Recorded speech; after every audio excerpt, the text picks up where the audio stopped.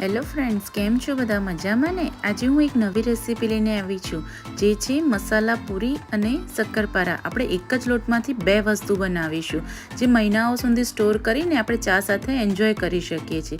તો અહીંયા મેં એક પરાત લીધી છે, એમાં 3 વાટકી મેં ઘઉંનો લોટ લીધો છે અને એક નાની વાટકી જે છે એની અડધી વાટકી મેં ઘઉંનો કકરો લોટ એડ કર્યો છે અને એક નાની વાટકી સોજીનો લોટ એડ કર્યો છે. જો તમે આ જ પ્રમાણે આ મેઝરમેન્ટથી જ પૂરી બનાવશો તો એકદમ ક્રિસ્પી બનશે અને ચા સાથે ખાવાની બહુ જ મજા આવશે. તો અહીંયા આપણે મસાલા એડ કરીશું. મેં 1.5 ચમચી જેટલી હળદર એડ કરી છે, 2 ચમચી ધાણા જીરું એડ કર્યું છે અને આ મસાલા પૂરી ચા સાથે ખાવાની એટલી જ મજા આવે છે કે એની આનંદ જ અલગ હોય છે. અહીંયા 1 ચમચી મેં મરચું એડ કર્યું છે, 2 ચમચી જેટલું મીઠું એડ કર્યું છે અને 1 ચમચી અજમો છે, જે હાથથી મસળીને એમાં આપણે એડ કરીશું. મસાલા તમે તમારા ટેસ્ટ પ્રમાણે એડજસ્ટ કરી શકો છો. અહીંયા મેં અડધી ચમચી જેટલો મરીનો પાવડર એડ કર્યો છે, 2 ચમચી જેટલી મેથી, સૂકી મેથી એટલે કે કસૂરી મેથી જે હોય એ એડ કરી છે. અહીંયા 1 થી 1.5 ચમચી જેટલું શેકેલું જીરું એડ કર્યું છે અને અહીંયા 2 ચમચી જેટલો મેં ચાટ મસાલો એડ કર્યો છે. ચાટ મસાલો એડ કરવાથી પૂરીનો ટેસ્ટ એકદમ બદલાઈ જાય છે. તમે એકવાર જરૂરથી આ બનાવીને ટ્રાય કરી જોજો. હવે આ બધા મસાલાને આપણે મિક્સ કરી લઈશું, જેથી કરીને મસાલા લોટ સાથે એક રસ થઈ જાય. આપણે મિક્સ કરતા જઈશું અને પછી આપણે એની અંદર મોયણ માટે તેલ અને ઘીનું મોયણ એડ કરીશું. તો અહીંયા હું 3 પાવલા જેટલું એટલે કે 3 ટેબલસ્પૂન જેટલું તેલ એડ કરું છું અને એટલો જ મેઝરમેન્ટથી હું ઘી એડ કરીશ. મારી ઘીની સ્પૂન થોડી નાની છે એટલે હું થોડી 1 થી 2 ટેબલસ્પૂન ઘી એમાં વધારે એડ કરીશ.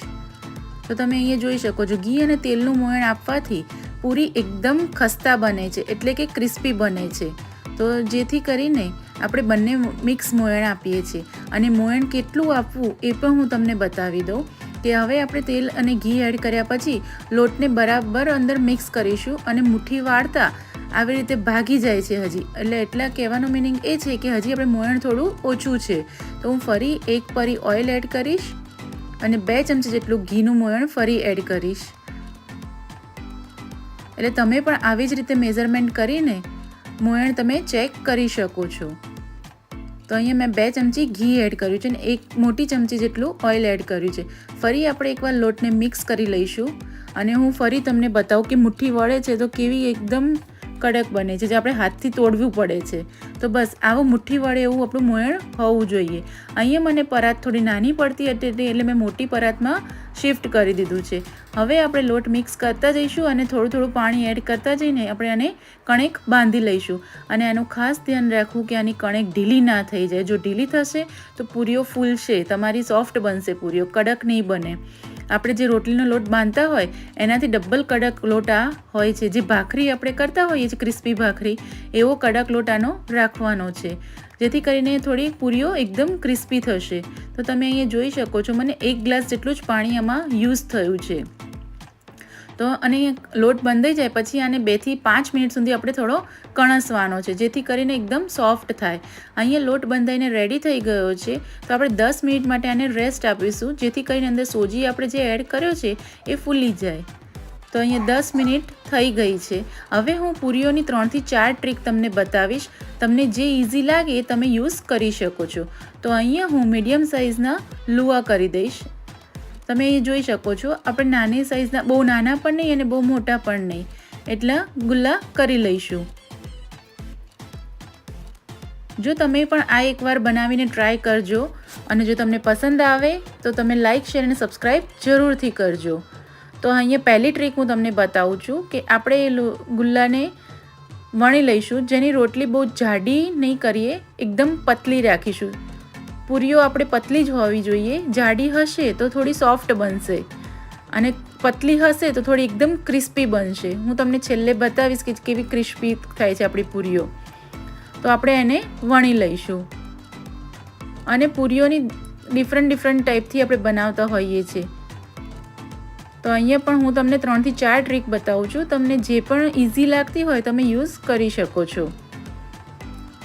અને આ પૂરીઓની મજા ચા સાથે એટલી આવે છે કે સવારમાં ગરમ ચા સાથે પૂરીઓ મળી જાય તો દિવસ જ બની જાય છે. અને આ એકવારની મહેનત છે જે અઠવાડિયાથી 15 દિવસ સુધી આપણે સ્ટોર કરીને પૂરીઓ રાખી શકીએ છીએ. અને ક્યાંય ટ્રાવેલિંગ કરતા હોઈએ તો પણ આપણા માટે આ સારું રહે છે કે જે આપણે સ્ટોર કરી શકીએ છીએ આને. તો અહીંયા તમે જોઈ શકો છો મેં રોટલી વણી કાઢી છે. કેટલી થિકનેસ છે તમે જોઈ શકો છો, એકદમ પતલી રોટલી વણી છે. હવે એક મેં કાનાવાળી વાટકી લીધી છે. તમારી પાસે કટર હોય તો તમે એ પણ યુઝ કરી શકો છો. અહીંયા મેં વાટકી લીધી છે. આવી રીતે રાઉન્ડ શેપ આપીને કટ કરી લઈશું. તો મારે નાનું ગુલ્લું હતું એટલે આમાંથી હું 3 જ પૂરીઓ બની શકે છે. તમે થોડું મોટું કરશો તો 4 પૂરીઓ પણ થઈ શકશે. તો તમે જુઓ છો અહીંયા પતલી જ પૂરી વણી હતી એટલે આપણે આને વણવાની જરૂર નથી. તો તમે અહીંયા જોઈ શકો છો મેં પૂરીઓ કાઢી લીધી છે. હજી આમાંથી એક થશે એટલે હું થોડું હાફ કટ થઈ જશે પણ વાંધો નહીં, ચાલશે. તમે જોઈ શકો છો. હવે આપણે એક્સ્ટ્રા લોટને પાછો લઈ લઈશું બીજી પૂરી માટે. અને હવે હું તમને બીજી ટ્રીક બતાવું છું. તો આની પણ આપણે રોટલી વણી લીધી છે અને એવી જ રીતે કટ પણ કરી લઈશું એને રાઉન્ડ શેપમાં.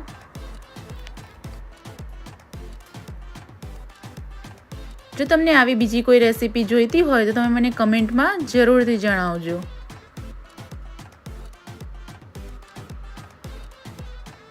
અને જ્યારે આ પૂરીઓ બનાવીએ છીએ ત્યારે સ્પેશિયલી મારી ડોટર તો મને શક્કરપારા માટે જ ડિમાન્ડ કરતી હોય છે. બાળકોને ડાયમંડ શેપનો પસંદ આવતું હોય એટલે એ લોકો એની ડિમાન્ડ કરતા હોય છે. તો આજે આપણે આમાંથી પણ શક્કરપારા પણ બનાવીને હું તમને બતાવીશ. તો અહીંયા તમે જોઈ શકો છો મેં મોટી થોડી પૂરી કરી હતી તો મારા 4 ગુલ્લા પૂરીના થયા છે. તો આપણે જે એક્સ્ટ્રા પાર્ટ છે એનો કાઢી લઈશું. જો વચ્ચે કેટલો ડાયમંડ જેવો મસ્ત શેપ થયો છે તો હું એને સાઈડમાં રાખીશ.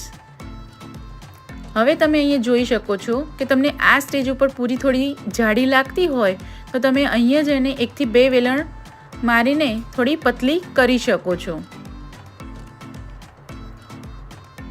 અને જો તમને પતલી જ કરી હોય તો તમારે આ સ્ટેજ ઉપર વેલણ થી વણવાની જરૂર નહીં પડે.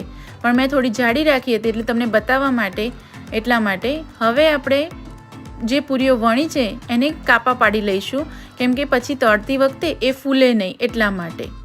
નહીં તો જો તમે કાપા નહીં પાડો તો આ પૂરીઓ ફૂલશે એટલે કે લોચા પૂરી થશે, જે આપણે નથી કરવાની. એટલા માટે કાપા પાડવા જરૂરી છે. હવે ત્રીજી ટ્રીક બતાવું છું તમને કે આપણે જે ઝીણા ઝીણા ગુલ્લા કરતા હોઈએ છીએ એવી જ રીતે ગુલ્લા કરીને આપણે ડાયરેક્ટ પૂરી વણી લેવાની. તો અહીંયા તમે જોઈ શકો છો આની થોડી ધારીઓ જે થાય એ થોડી આવી રીતના રફ રહેશે કેમ કે આપણે એમાં સોજી એડ કર્યો છે અને ઘઉંનો કકરો લોટ એડ કર્યો છે, જેથી કરીને એની સાઈડની કિનારીઓ થોડી રફ રહેશે. તો તમે અહીંયા જોઈ શકો છો કે મેં નાનું એવું ગુલ્લું કરીને ડાયરેક્ટ પૂરી વણી લીધી છે, કોઈ વાટકીથી કટ નથી કર્યો. એવી જ રીતે હું તમને બીજી પૂરી પણ વણીને બતાવી દઉં. તો અહીંયા તમે જોઈ શકો છો. તમને જે બી ઇઝી ટ્રીક લાગતી હોય એ તમે યુઝ કરીને પૂરીઓ બનાવી શકો છો. તો આ મેં તમને ત્રીજી ટ્રીક બતાવી અને હવે હું તમને નેક્સ્ટ ટ્રીક બતાવીશ. આને બી આપણે કટ કરીને મૂકી દઈશું અને સાથે સાથે તમે પૂરીને કટ કરતા જશો તો તમારું કામ ઇઝી થઈ જશે. તો અહીંયા તમને 3 ટ્રીકથી મેં પૂરી બતાવી. આ ચોથી ટ્રીક છે કે જે આપણે મુઠિયા કરતા હોઈએ છીએ એવી રીતે લોટના લુવા કરીને નાઈફ વડે મેં વચ્ચેથી કટ કરી લીધા છે ઝીણા ઝીણા. હવે આપણે આને ગુલ્લા કરવાની કોઈ જ માથાકૂટ વગર આપણે સીધું આને વણવા લાગીશું. તો તમે જુઓ છો ને ગુલ્લું કરવાની કોઈ જ ઝંઝટ નથી કરતા. આપણે ડાયરેક્ટ પ્રેસ કરીને વણી લઈશું તો પૂરીઓ પણ સરસ વણાઈ જશે અને ટાઈમ પણ આમાં ઓછો બગડશે. જો હું બીજી પૂરી લઈને આવી રીતે પ્રેસ કરીને સીધી વણવા લાગીશ. તો આપણે આ ચોથી ટ્રીક છે. તમને જે પણ ઇઝી લાગે એ તમે કરી શકો છો. તો એવી જ રીતે મેં અહીંયા મારી બધી જ પૂરીઓ વણીને કટ કરીને તૈયાર કરી લીધી છે. તો અહીંયા મેં સાઈડમાં ઓઇલ પણ મૂકી દીધું હતું. તો ઓઇલ ગરમ થઈ ગયું છે. હવે આપણે એમાં એક એક કરીને બધી પૂરી એડ કરતા જઈશું. જેટલી આપણે તેલમાં આવશે એટલી પૂરી આપણે એમાં એડ કરતા જઈશું. તો તમે અહીંયા જોઈ શકો છો હું એક એક કરીને બધી પૂરી એડ કરી રહી છું. અને જેવી પૂરીઓમાં તળાઈને ઉપર આવશે એટલે એકદમ તેલના બબલ્સ થવા લાગશે. જ્યાં સુધી એ બબલ્સ જાય નહીં ત્યાં સુધી આપણે એને તળવાની છે. એટલે કે પૂરીઓ તળાશે ત્યાં સુધી ફૂલ ઓન બબલ્સ થશે. જો તમે જોઈ શકો છો એકદમ બબલ્સ થઈ રહ્યા છે જાણે ઉભરાઈને બહાર આવે એવા. એ પૂરી તળાય છે એટલા માટે. અને આપણે પૂરીને પલટાવવાની જરૂર જ નહીં પડે, કેમ કે તેલમાં આપણે નીચે પ્રેસ કરતા જઈશું એટલે આખી પૂરી અંદર જતી રહે છે. તો આપણે ફેરવવાની એની જરૂર જ નહીં પડે એટલા માટે. તો આપણે એને ગોળ ફેરવતા પ્રેસ કરતા જઈશું અને એ તળાતી જશે. તો તમે અહીંયા જોઈ શકો છો કે પૂરીનો કલર થોડોક ગોલ્ડન બ્રાઉન જેવો થવા લાગ્યો છે. આ જ્યાં સુધી બબલ્સ બધા બેસી ના જાય ત્યાં સુધી આપણે એને તળવાની છે. બબલ્સ એકદમ બંધ થઈ જશે એટલે આપણે પૂરીને પણ તળાઈને રેડી થઈ જશે. અને આ પૂરીને તળાતા લગભગ એક ઘાણ તળાતા 2 થી 2.5 મિનિટ જેટલું લાગે છે. અને આપણે મીડિયમ ગેસ ઉપર જ આ પૂરીઓ તળવાની છે, ફૂલ ગેસ ઉપર તળવાની નથી. તો તમે જોઈ શકો છો આપણી પૂરીઓ થોડી ગોલ્ડન બ્રાઉન થઈ ગઈ છે એટલે મેં કિચન ટાવલ પર કાઢી લીધી છે. હવે હું તમને શક્કરપારા કરીને બતાવું. અહીંયા મેં થોડો મોટો ગુલ્લો લીધું છે, જે આપણે ઢોકળી કરતા હોઈએ છીએ એટલો જ ગુલ્લો મેં લીધો છે અને એટલી જ પતલી વણી લીધી છે. તમે અહીંયા જોઈ શકો છો મારા ઓરસિયાને આખું કવર થઈ ગયું છે. એવી રીતે મેં વણી લીધી છે. તમે એની સાઈડ સાથે તળવા માંગતા હોય તો તમે કરી શકો છો, પણ હું અહીંયા ચારે બાજુ ઇક્વલ કરી દઈશ અને પછી એને કટ કરીશ એટલે તમારા શક્કરપારામાં પણ ઇક્વલ રહેશે. જેની બાજુ સાઈડની કિનારીઓ રફ છે એ નહીં આવે. તો હું આવી રીતે ચારે સાઈડ ઇક્વલ કરીને હવે એમાં કટ કરીશું. તમે સ્ક્વેર કરવા માંગતા હોય તો તમે સ્ક્વેર પણ કરી શકો છો અને ડાયમંડ શેપ કરવો હોય તો ડાયમંડ શેપ પણ કરી શકો છો. પણ બાળકોને જનરલી ડાયમંડ શેપ વધારે પસંદ હોય છે એટલા માટે. અને એ લોકોને ટિફિન બોક્સમાં બી આપવા માટે ડાયમંડ શેપ હોય તો બાળકોને થોડું એક્સાઇટમેન્ટ લાગે છે, એ લોકોને ગમે છે એટલા માટે ડાયમંડ શેપ સારો લાગે. તો અહીંયા તમે જોઈ શકો છો મેં ડાયમંડ શેપમાં બધા કટ કરી લીધા છે. તો હવે આપણે તેલ સાઈડમાં ગરમ જ હતું તો આપણે એમાં તળવા માટે એડ કરતા જઈશું. અને આ શક્કરપારા જે છે ને થોડા ફૂલે છે પણ ખરા, પણ એકદમ ક્રિસ્પી થશે, એ પોચા નથી થતા. તો તમે એ જોઈ શકો છો હું ધીમે રહીને બધા એક એક કરીને એડ કરી દઉં છું.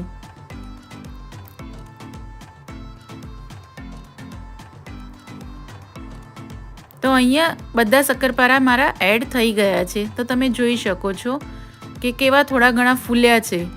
શક્કરપારા ફૂલે જ કાંઈ ઓલવેઝ ફૂલતા હોય છે, પણ એ પોચા પણ હશે, અંદરથી સોફ્ટ હશે ને બહારથી એકદમ ક્રિસ્પી હશે, જે ચા સાથે ખાવાની બહુ મજા આવે છે. તો શક્કરપારાને પણ આપણે એવી જ રીતે પ્રેસ કરતા જઈશું, અંદરની તરફ નીચેની તરફ પ્રેસ કરતા જઈશું એટલે બધી બાજુથી એ તળાતા જશે અને બધી જ બાજુ એ કલર આવતો જશે. તમે જોઈ શકો છો ઉપરની સાઈડ થોડીક પેલી એવી લાગે છે, હું ફરી એને પ્રેસ કરીશ એટલે એ પણ તળાવા લાગશે. તો અહીંયા તમે જોઈ શકો છો કે આપણા શક્કરપારા તળાઈ ગયા છે. જુઓ લાગે છે ને એકદમ ક્રિસ્પી અને ટેસ્ટી. તો આને પણ આપણે એરટાઇટ કન્ટેનરમાં સ્ટોર કરીને 15 થી 20 દિવસ સુધી આપણે આને રાખી શકીએ છીએ. તો ચાલો આપણે એને સર્વ કરીએ. જો હું તમને ભાંગીને પણ બતાવી દઉં કેટલા ક્રિસ્પી થયા છે. લાગે છે ને જોઈને જ કે એકદમ ક્રિસ્પી થયા છે. અને હું તમને પૂરીઓ પણ બતાવી દઉં. જુઓ પૂરીઓ પણ આપણી બધી તળાઈને રેડી થઈ ગઈ છે. તો થઈ છે ને એકદમ મસ્ત અને ટેસ્ટી પૂરીઓ. તો હું તમને અવાજ પણ એમને બતાવી દઉં કેટલો ક્રિસ્પી છે.